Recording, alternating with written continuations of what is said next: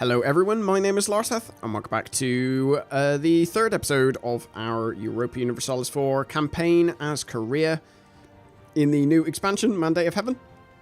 So without further wait, let's get started. So last episode we managed to take... Ooh, what's this?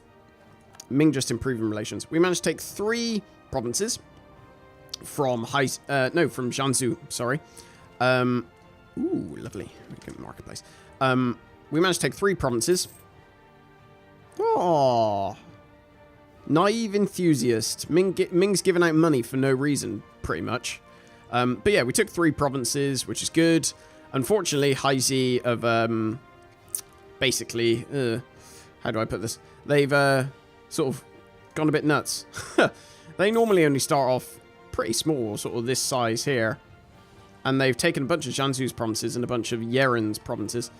Which is not ideal, but the tactic that we're going to use is, because we're a Chinese tech group and they are a nomadic tech group, we're just going to out-tech them, basically, and beat them militarily that way. We're already, I believe, 1 tech ahead. Yep, on everything. So it shouldn't, famous last words, be too hard. So that's fine by me, I think. We gain Splendor. Oh, okay, this is... Yeah, so we need to pay attention to this. I assume there'll be a pop-up when we can actually afford one of these. And then we can get various of these bonuses, but it might take a while. I imagine others will probably beat us to it, and it'll be pointless, but there we go. At the moment, we're building spy networks in various places. Let's just get this last one in Jiangsu, and then let's call our guy back, because they've only got 1 province. So let's do that. We're improving relations with... See, this is a bit of an issue with the whole Japanese thing. And that is... You can... So, like, I'm currently improving relations with the Shogun, who is currently Ashikaga. But... if they get knocked off, then suddenly I'm no longer in relations with the Shogun, because the province presumably changes hands relatively often. Maybe this is going to be an issue, but I'm going to get an alliance with Japan anyway. Eventually, I will turn on them, because obviously I need to conquer this land. But at the moment... Basically, at the moment, I stand no chance of doing that, because, I mean, look at all of these troops. I've just got no hope, because I go to war with the Shogun, suddenly all of these troops, all of these armies go to war with me, all these nations here. It's quite a lot of them, so I don't think that's a terribly smart idea. Ming, I've got royal... Oh, they've got +2 stability now. That's not ideal. I've got royal marriage with them. I was sort of hoping that... I want Ming-splosion to happen as soon as possible, is what I'm getting at. Do I want to go for a national manpower modifier person, I think? I'm making, like, literally next to no money, and I'm actually going to drop my army maintenance just so I am making something. But I think, for the moment, getting my manpower back and getting military tech advantage is the most important thing I can do. Ming is still only on Tech 3. I think that's because as part of the whole Mandate of Heaven thing, which I went over in the first episode. First episode? Yeah. They also get a tech... minus to their tech? Or, no, an increased tech cost? I think it's like 5%? Something like that. Jiangsu's gone bankrupt. Come on, you could be my vassal, I promise. Let's look at the... estates. No, estates. The diplomacy. Let's see if we can get any of our... We'll get one of our troops. One of our... Not troops, sorry. Diplomats to go and maybe do a... Oh, no, because we've already got one doing alliances. We've only got one alliance.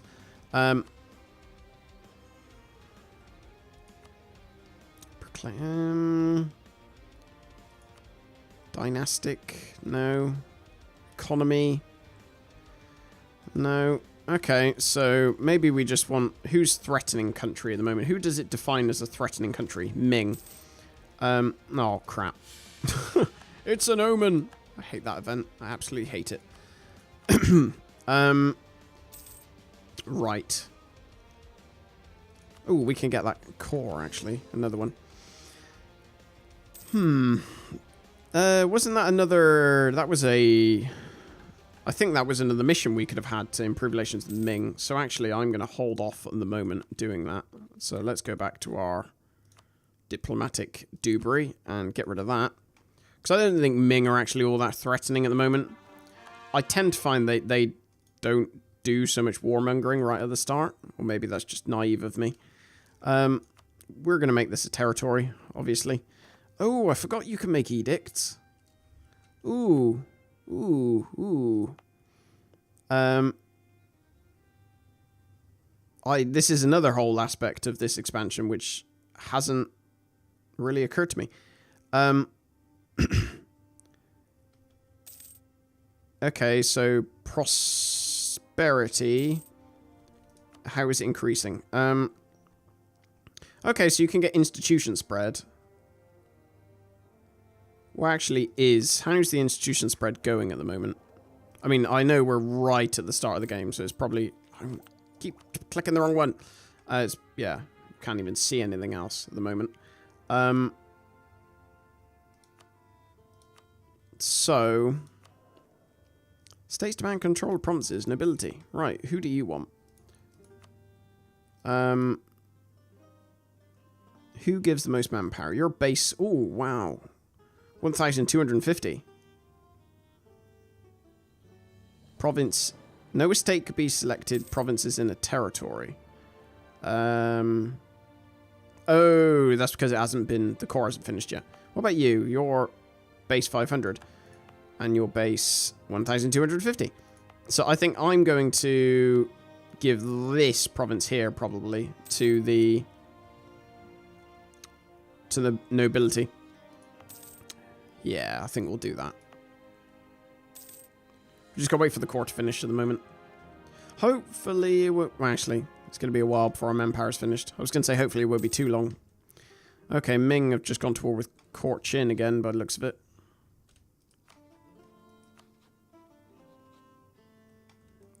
I'm gonna improve relations actually with Oirat.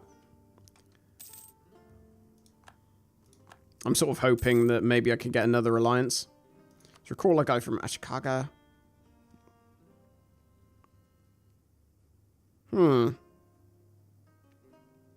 Oh, this is another change as well.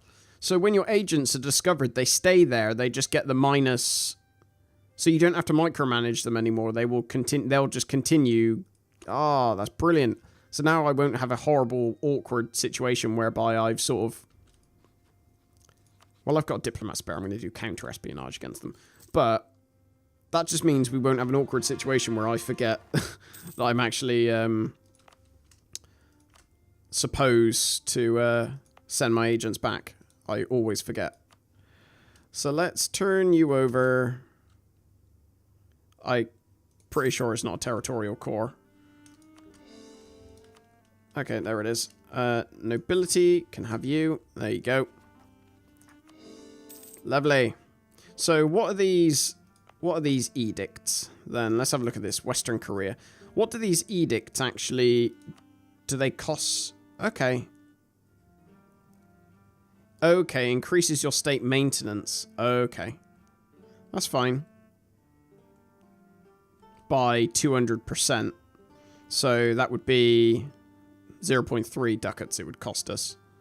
I can understand why you would do a lot of these, because a lot of these are really powerful. Especially stuff like, you know, if you're a smaller nation, like with, like maybe in like Italy or something, where a lot of the things in there have really high, like, development. So a lot of those bonuses would be really powerful. Cool.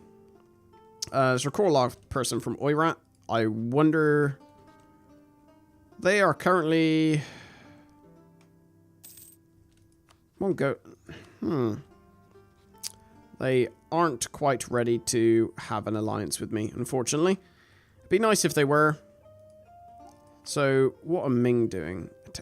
Second Ming War for Korchin tribute. Okay, so Korchin must have declined to give a tribute to Ming, which is why they're going to war. Let's put one of our people to allies. Just because it's, you know, a cool feature. So, might as well make use of it for the moment. I don't see the point in doing neighboring countries, because all of our neighboring countries we hate for the moment. Gain local autonomy. Yeah, I don't want to lose admin power.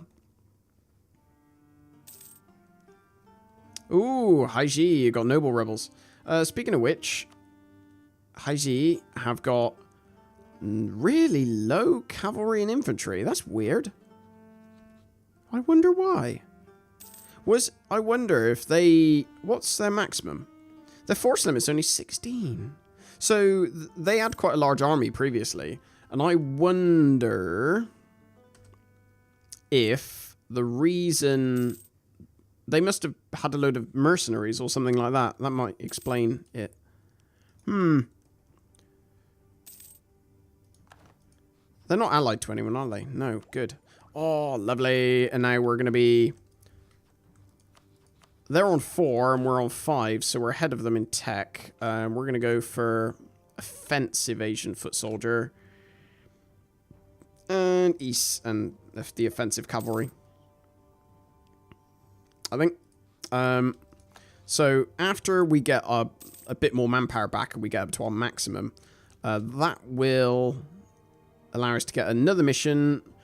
One of them should be to get a claim on one of these provinces. We've already got one there, so it'll probably be this one, I imagine, because I think that was the one that was there before. Or it'll be improved relations with Ming. I'm not really fussed which one it is, to be honest. Let us build a temple in our capital. Ooh, there are some nice, rich provinces down here for tax. I'm not going to get a claim actually just yet. And the reason being is because there's no point. Because Sod's Law, what will happen is I'll complete this mission in a second. I'll go... And then I'll probably get a mission to take the same province I've just paid for a claim on. So, might as well wait. Interestingly, Haiji should be throwing most of their manpower against all these rebels. There's a 10 stack over there, so they may have issues with that. There we go. Right, so we've got create an army for our nation. We probably should do that. First, statesman, control your provinces. Clergy. So which one of you is best at giving me some money? It's probably this one. Well, maybe it's some of these provinces. I want a province that's got really poor... It gives lots of... Let's give clergy that for the moment. I think they'll be fine with that. Right, money. So we've got 6 and a 4. So we probably want... 1, 2, 3, 4, 5... Let's do that for the moment. Actually, no, let's do... Yeah, let's do all those. Sorry, I'm waffling. Yeah, yearly prestige. That's a fine one to have. So I'm 15 out of 21, so maybe the rest should be... I'll need to join all of these troops together just so I can visualize how many... Ooh, that's fine. How many actual troops I've got. So I've got 11,000 infantry and 4,000 cavalry. So I need, basically all the rest need to be cavalry. Problem is affording that. Because it's quite expensive. I can afford one more. Let's just give us one more. How much money am I actually making? Where is it? 0.68. Lovely. I can get money from my estates, maybe. Ask for contribution. Loses 10 loyalty. Let's do that. Demand admin power. I'll do that. I think I'll grant a generalship because, like, but when we go to war, because my generals are a bit pants, to be honest. There's probably more chance of their generals being good than there is of me doing a random roll and actually getting somebody who's half decent. Knowing my luck, I'll get somebody who's just awful. Oh, that was a complete coincidence. I accidentally forgot to kick that. I clicked that. Oh no, it was on mission. Okay. Protect our brethren in Yehe. Okay. So, at least we know what one it's going to give us. Have at least 118.7. How are they doing with a... What's their stuff like? They got 6... They are building people slowly. Building people? Not building people. They're building an army. Accumulate money. It gives us 10 prestige. It's going to take us a long time to do that. I'm just going to go for this. And then that means we can get a claim on this province. And a claim on... Oh, not yet. We got to wait a while first. Before we get a claim on for Dan. Oh, lovely. So rather than lose prestige or national unrest, we're actually going to gain prestige. Which is good. I like that. Let's move that. Separate these guys just so we don't get any attrition. Okay, I'm apparently 1 over on my naval force limit. Why is that? Pretty sure I didn't. I'm 26. Interesting.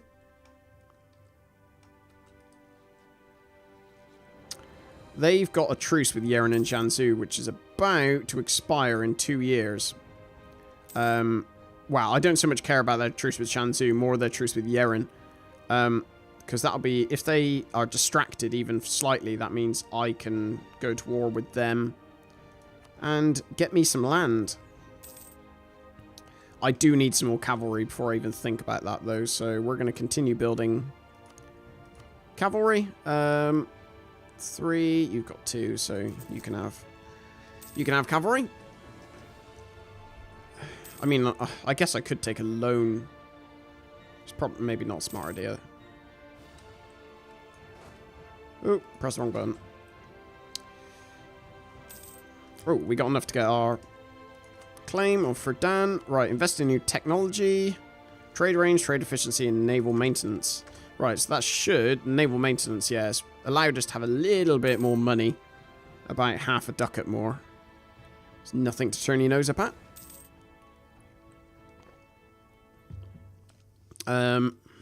Yeah, they can have that tribute. Military tech cost minus 10%. Yes! God, it's all going well. So what we're going to go for a military idea first, I think. And then after that, we're going to go for administrative ideas. We're going to go for quantity ideas. Because the main thing which will hold us back is manpower. So, oh dear. Ooh. Right, so...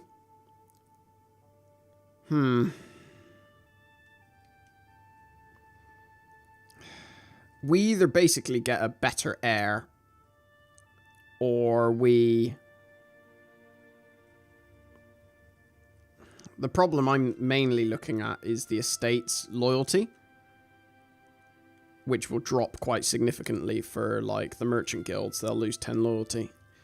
And we'll lose the stability, which we can't really afford to lose at the moment. I'm going to go for the lose 10% harmony, because we've already taken one which gives us harmony. Like, we've already taken an idea, a decision that gave us 10% harmony, so losing 10%, not too bad.